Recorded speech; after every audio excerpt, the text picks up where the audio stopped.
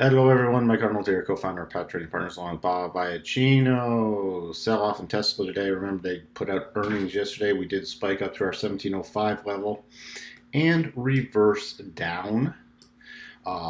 Guess people weren't too happy with the amount of credits they sold to make to beat estimates and to put out a positive number instead of actually selling cars. But we've talked about being very overextended. Let me just remind you from the weekly.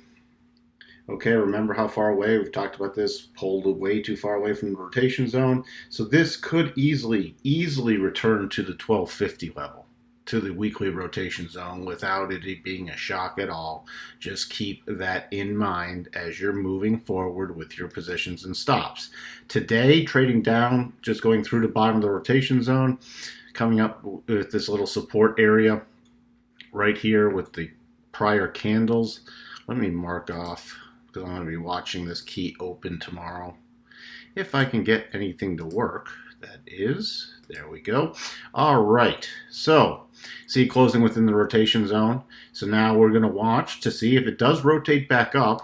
Now there's overhead resistance about 1600 and then 1650 area and then 1689. Again, I don't have the extended market date on here. We don't generally use it for analysis.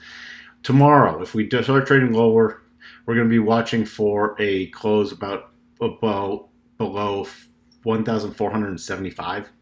If we close below there, we'll watch for 1431, 1385, and 1340. 1340 now being reinforced on the 4-hour by the 50-period exponential moving average. So that's a major target lower.